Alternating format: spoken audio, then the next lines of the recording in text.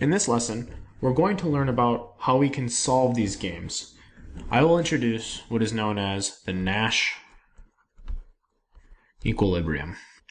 Remember in the last lesson, we presented the prisoner's dilemma game and we represented it in normal form. However, we didn't make any predictions about what action the players will choose. There, of course, were 4 possible outcomes for the joint actions of the players. In this lesson, we will discuss how the Nash Equilibrium predicts what the players will do.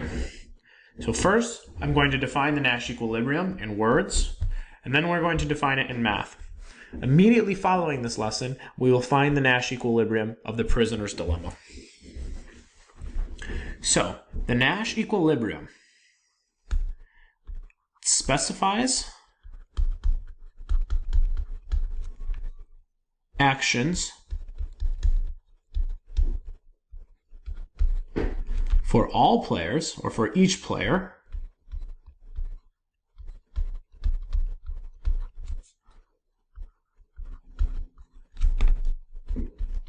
such that no player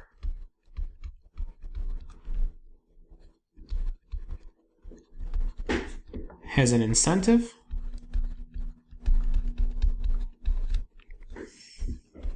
to unilaterally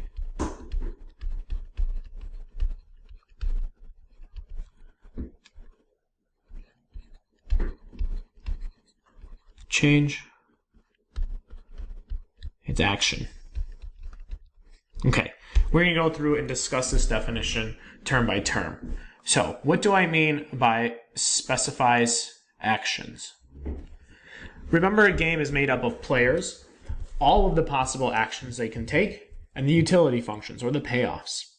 What a Nash Equilibrium does is that it picks an action of the many possible actions for each player. So, what do I mean such that I say incentive?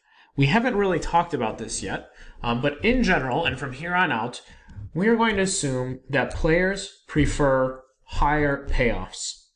In the prisoner's dilemma example, we said the payoffs maybe represent the number of years off of a prison sentence, and I would imagine anybody facing prison would want to have as many years cut off of their sentence as possible.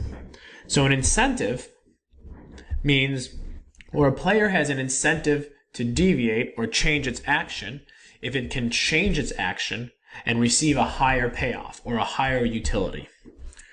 And what do I mean by unilaterally? This is key here. So remember, a Nash Equilibrium specifies action for each or all players. Okay?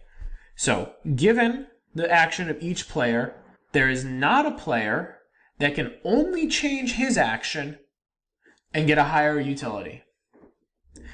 In this case, players can only change their own actions intuitively because players cannot force another player to change their action. Okay? So the Nash Equilibrium specifies actions for each player such that no player can increase its expected utility by changing its action.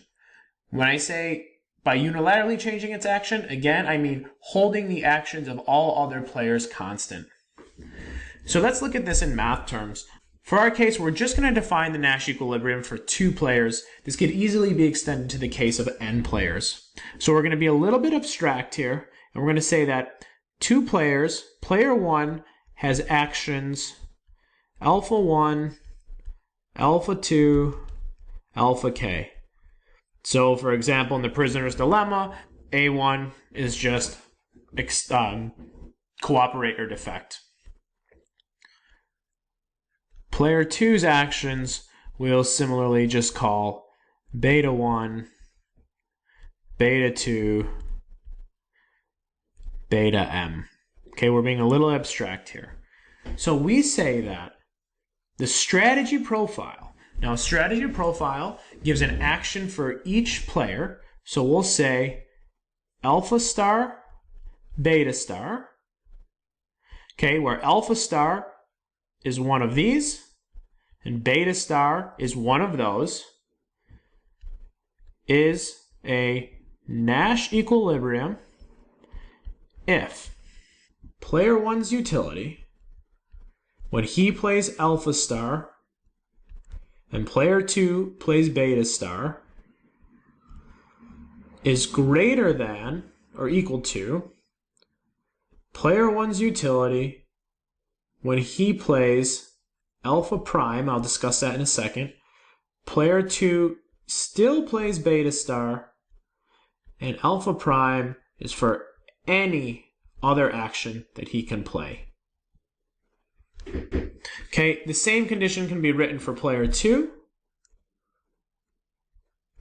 says that player 2's utility, when player 1 plays alpha star, player 2 plays beta star, must be greater than or equal to player 2's utility when player 1 still plays alpha star, player 2 plays beta prime for all beta prime in A2. So again, what does this say? This says player 1's expected utility, so alpha star and beta star, is a Nash equilibrium if player 1's utility, when they're both playing this profile, when player 1 is playing alpha star and player 2 is playing beta star, has to be greater than player 1's utility holding player 2's action at beta star. Notice this didn't change. But his utility playing alpha star and beta star has to be greater than his utility for playing any other action. This is the alpha prime that he can possibly play. So this represents all the actions he can possibly play for any alpha prime in A1. And the exact same condition holds for player 2. If these conditions hold for both players, then we say that alpha star, beta star is a Nash equilibrium strategy profile.